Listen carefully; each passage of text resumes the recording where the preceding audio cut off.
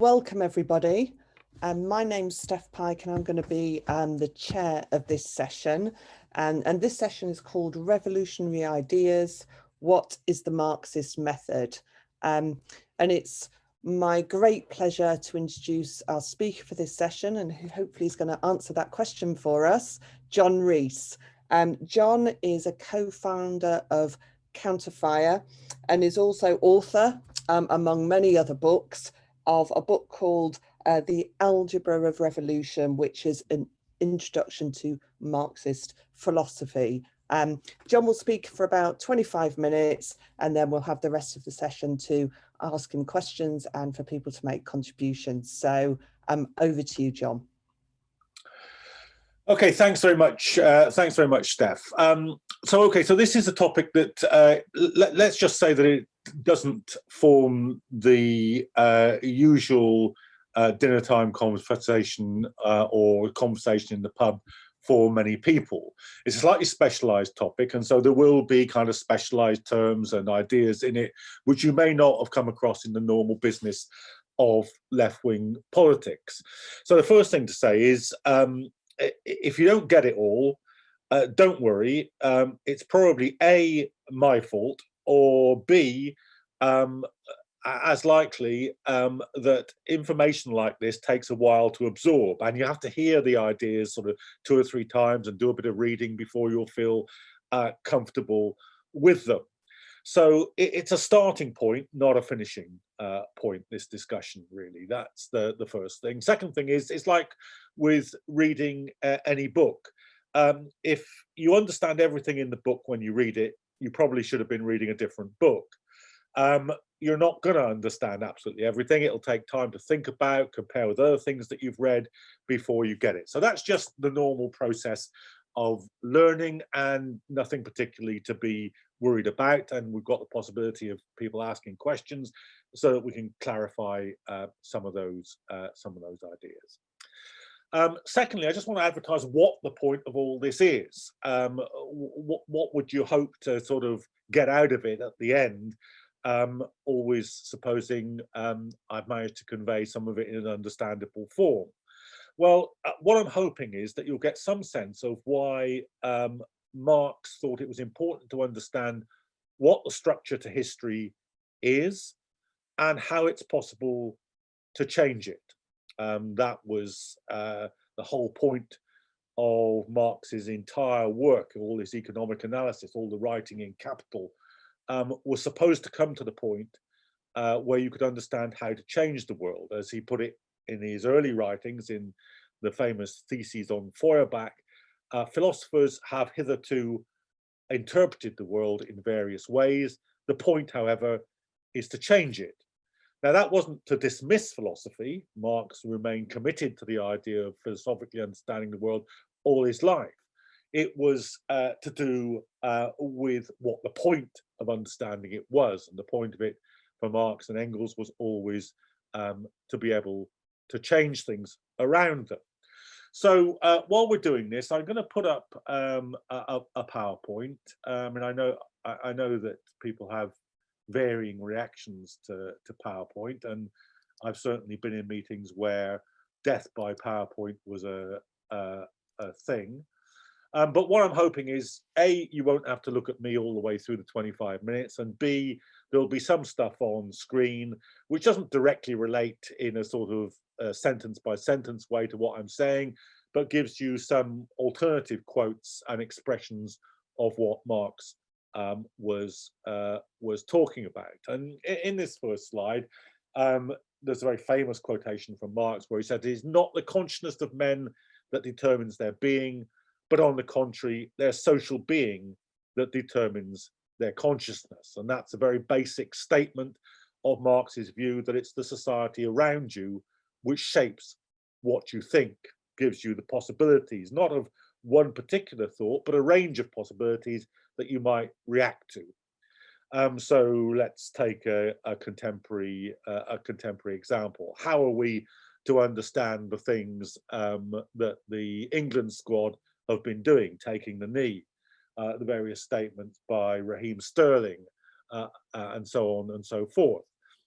would that have been imaginable for the 1966 England squad to say? I'd argue probably not, that it's the shape of how English society, indeed global society, has developed, the struggles for Black liberation, the understanding of the way in which those battles are fought out in society, the immediate impact, of course, of the reaction to the killing of George Floyd in America, which has provided the context, which has, if you like, provoked or informed or shaped the way in which the England squad are expressing themselves on the pitch. Does that override the overall capitalist nature of sport, or does it cancel in some way nationalism? No, those structures still exist. So I say that merely to suggest some ways in which understanding social structures, understanding how they've changed over time, that is, the social being of people, has in this case been reflected in their consciousness, in things that they say about or do about the world around them. And that's really something which is contained in a general way in that phrase that Marx has there. And this is another example of the same kind of thing. Men make their own history. There's Marx saying, yes, people do shape their own history, but they do not make it as they please. They do not make it under self-selected circumstances, but under circumstances existing already, given and transmitted from the past. If we think about recent Palestinian struggles, of course, they are shaping their own history, attempting to grasp back what they've lost, to shape the environment. Do they do so in circumstances they've chosen? No, of course not. They are very much the prisoners, often literally the prisoners, of the circumstances created by the foundation of the State of Israel, by the support for that state by the Western powers and so forth. They make their own history in very tightly, in the Palestinians' case, very tightly circumscribed conditions indeed. So this whole notion of people being able to shape, but not ultimately being able to control all the circumstances in which they shape history, was rooted in Marx's fundamental nature, fundamental understanding of how human beings are. And I just want to spend a little bit of time on that, because the ultimate form of this, the ultimate kind of foundational condition, was something that Marx described as human beings' relationship with the natural world around them. That in all circumstances, in all societies, at all times, human beings are have a certain biological makeup, and they need to get from the natural world around them certain essential conditions of life: food, clothing, housing, and so on and so forth. These are simply the biological preconditions of any human life, and any human or society has to structure itself to be able to sustain those things, and to, if you like, wrench them out of the natural world around them. He was, for somebody who thought that pretty much everything was malleable across time, was changeable historically, Marx put this very, very forcibly indeed. He said that this relationship with the natural world was the everlasting nature-imposed condition of human existence. And I guess that's the floor on which all the rest of Marx's view, that it's material circumstances that shape human societies and human responses, it all lies on that foundational statement.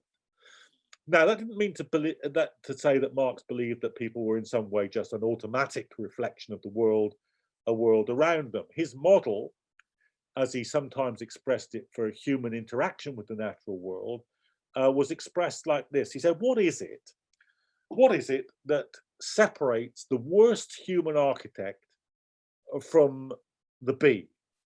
He said, look, the bee interacts with the natural world around it. It creates actually geometrically perfect honeycombs.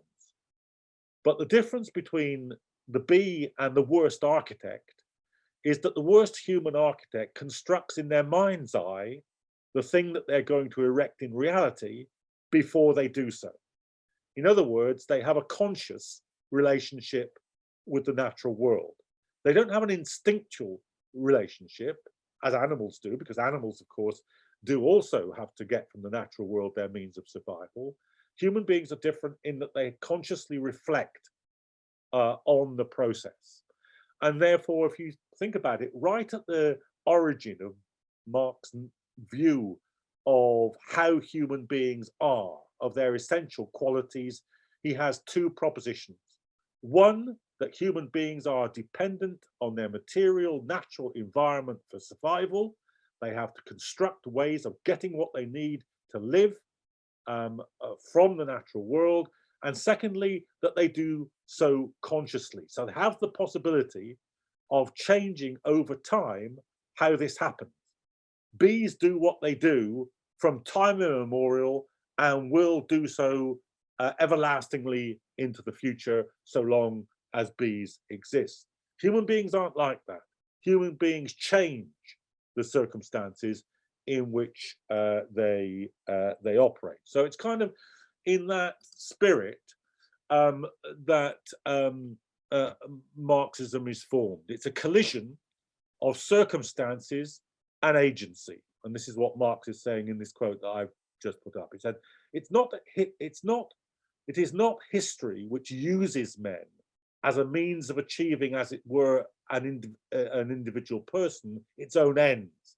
It isn't that history is kind of, simply using human beings as puppets. History is nothing but the activity of men in pursuit of their ends." And there's a very famous passage. I'm going to read a couple more of them just to give you a sort of further flavor of what Marx is arguing in his introduction to the Critique of Political Economy.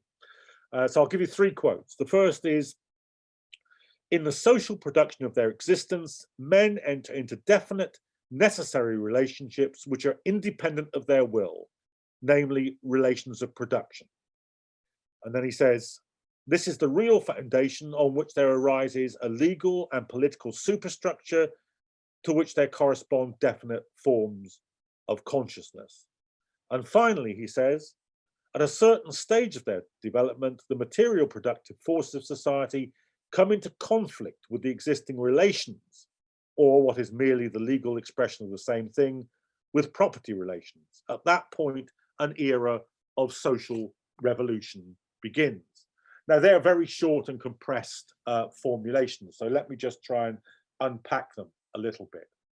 What he's saying is that over time, this raw relationship, this basic and fundamental relationship with the natural world, changes, and it changes according to how people can get what they need out of the natural world. When they're trying to get it out of the natural world in the form of the ancient slave societies of Egypt or of ancient Greece or Rome, you get a particular division between the people doing the work and the people owning and controlling the wealth. In feudal societies, you get a different relationship. In capitalist society, you get a different relationship still. And if we're looking for how one form of society, so the ancient slave societies, becomes a feudal society, or how a feudal society becomes a modern capitalist society, then the thing that we should look for is how it is that people are relating, how the society is structured to relate, to get the material things that it requires from the natural world. And as that changes, different historical possibilities open up.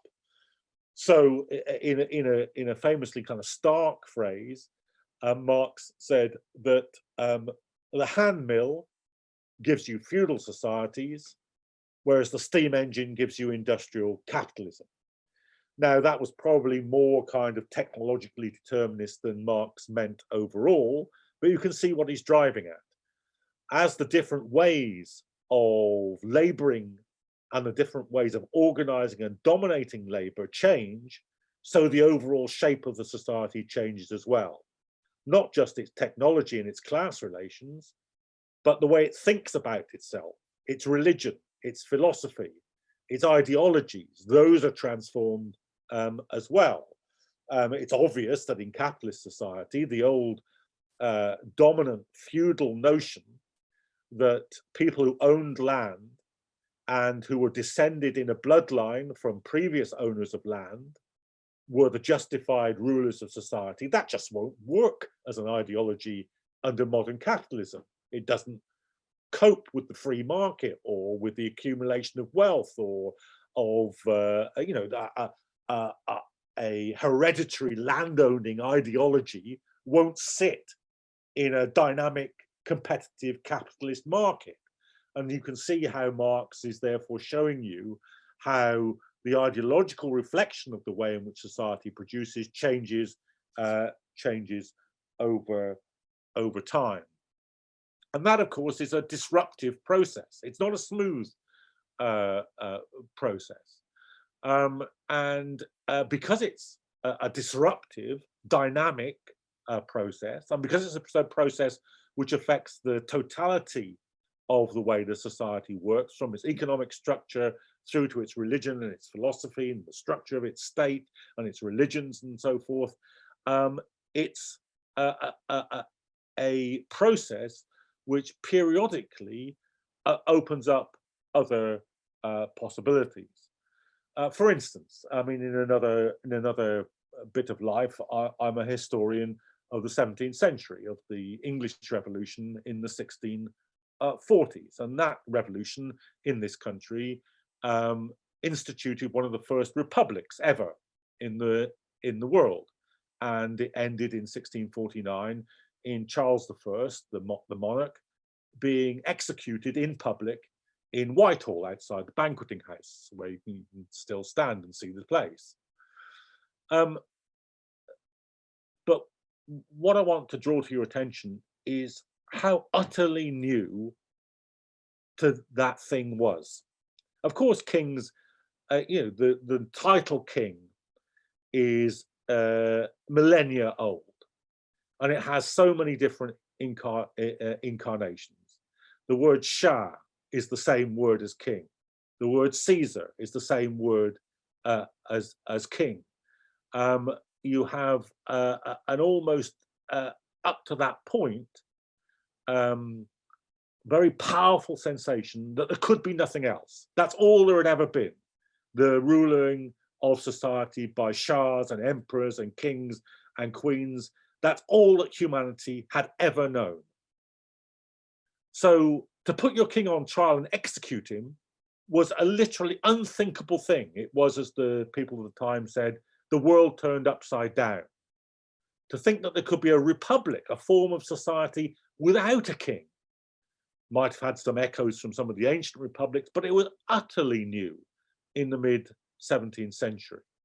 And that possibility arose because the old feudal society was breaking down, new forms of market relations were arising, the old state no longer fitted, a new kind of state was necessary, not an absolute monarchy, but one in which people who gained their wealth through capitalist markets had a say in the parliament and had a say in the running of the country. It didn't mean the vast majority of ordinary people did, but a new class of newly rich people wanted a say. And therefore, the whole business of putting the king to death, of talking about a republic, of talking about the rule of law, came to be the foundation stone, not just of events in England, but of the French Revolution, of the American Revolution, and so forth and so on.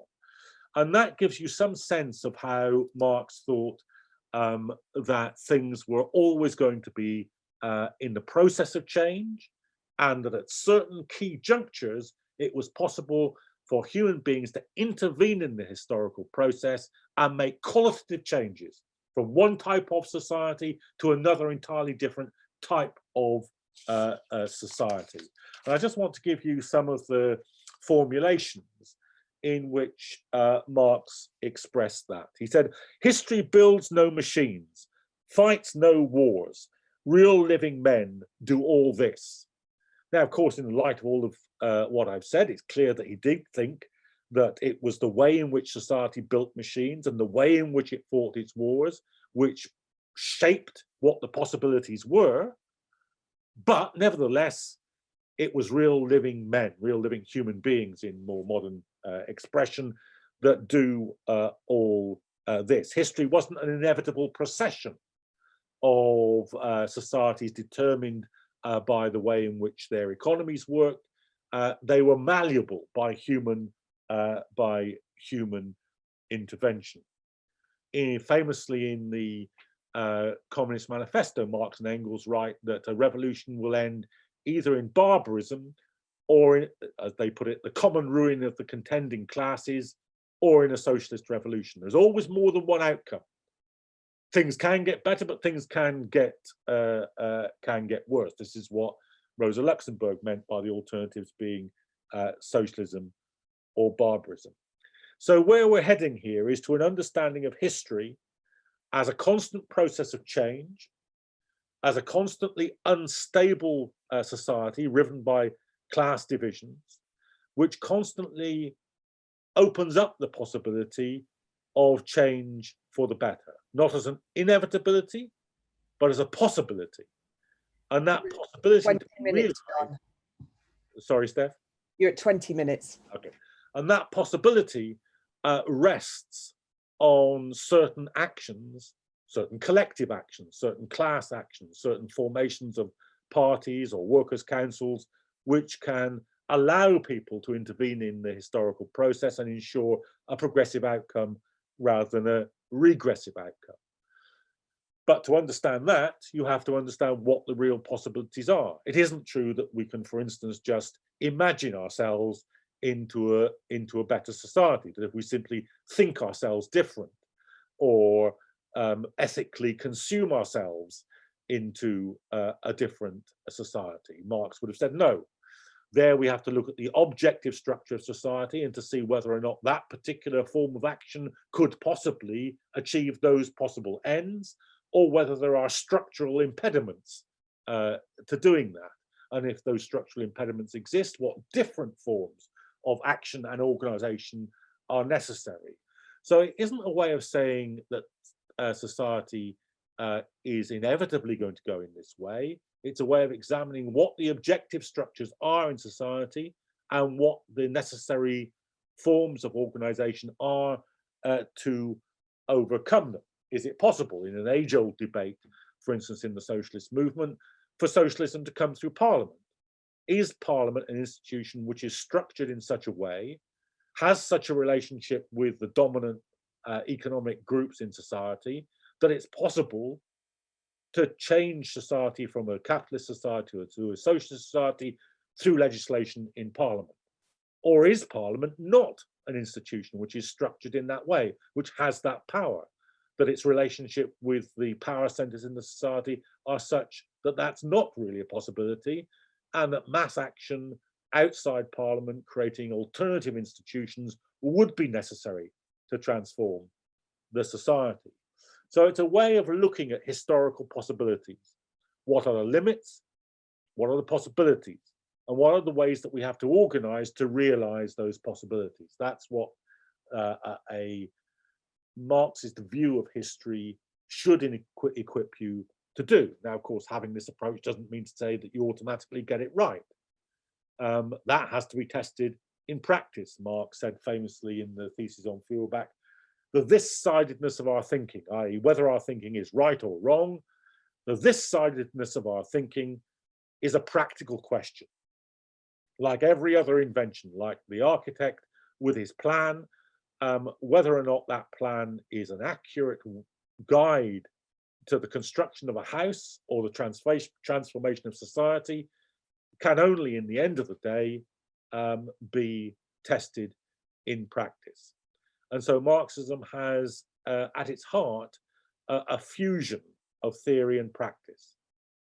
Theory arises from previous practice, but can only be tested by being embedded in present and future practice. That's the only way that we know if we're right or if we're wrong. We do this all the time. Is it right to call a demonstration? Is it correct to call a strike?